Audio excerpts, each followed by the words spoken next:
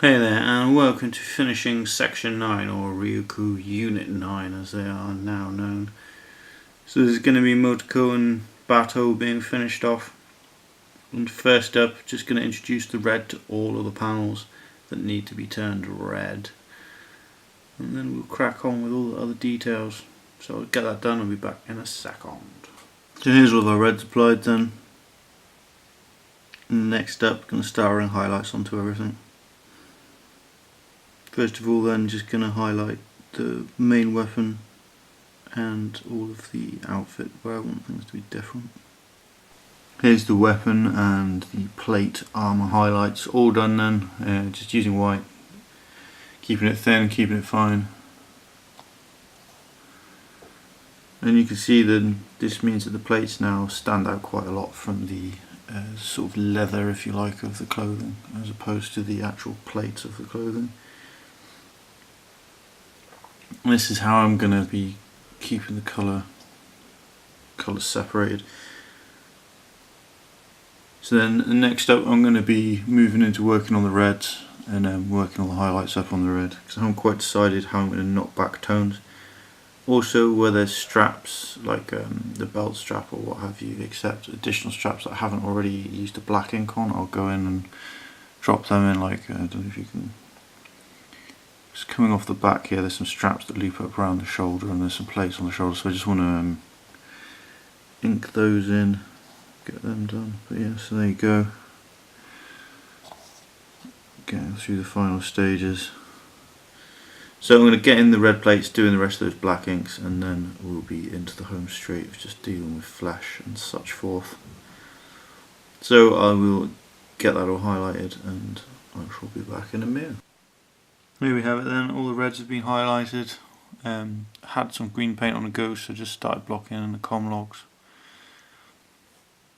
And starting to bring out all those panels, so we're heading into the home straights for painting these guys. Next up is just going to be final skin tones, final details on all the red plates, like putting the section 9 number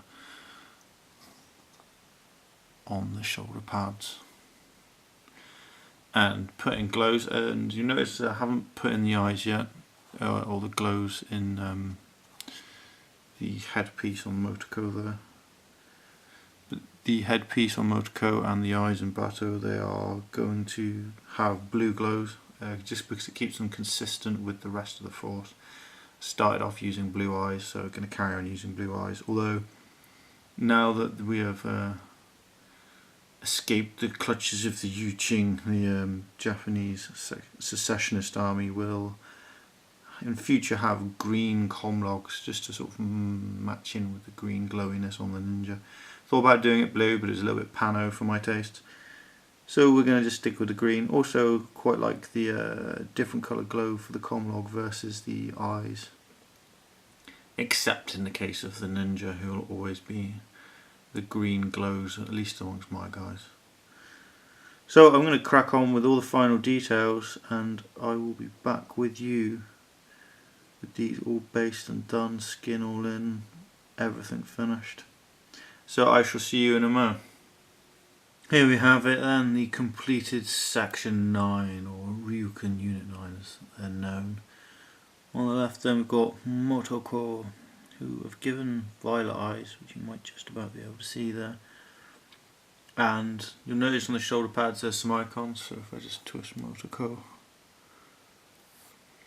can see she's got the squiggle on her shoulder pad, which is actually the Japanese character for 9. And on the right shoulder pad on both of them there is the pentagon containing the Western character for 9.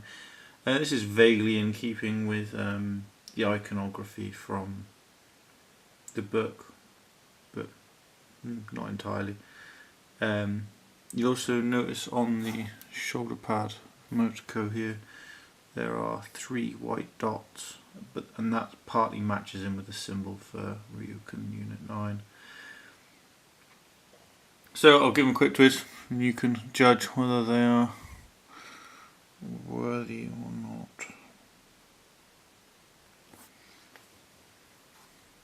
for yourselves. Whatever cool minion or not, you decide. The all glowing eye bits, including Batou's eyes, went in blue. Took Batou's hair up to that sort of very light platinum, almost white blonde. Because if you ever watch the anime Ghost in the Shell, and not that film thing, which I refuse to watch, even though the Weta Workshop special effects look amazing, it's just going to be cack, isn't it? Let's face it. There's going to be no story of any worth. Also, muddied up the boots and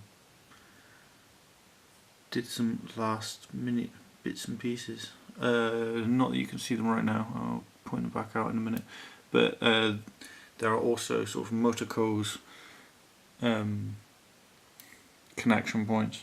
So if you actually watch Ghost in the Shell again, you'll see that she has these sort of tabs. Normally they're on the back of the neck, in all fairness, but they've kind of put them on the top of the chest. There's sort of 4 nodules on the chest, which are sort of cybernetic implants for, in theory, for tapping into other people, or that's what they would be for a Ghost in the Shell. Because if any of you do watch it, or for those that don't know, Motoko is a sort of wizard grade hacker. She is sort of the best of the best. She was the first person ever to be put in a full cyber body and have her brain put in a cyber brain case. So she's kind of like the ultimate cyber body user. Except with the one thing that Batou always whinges to her about, oh, why do you always choose a female model body? And it's because she was originally a girl and she doesn't want to forget.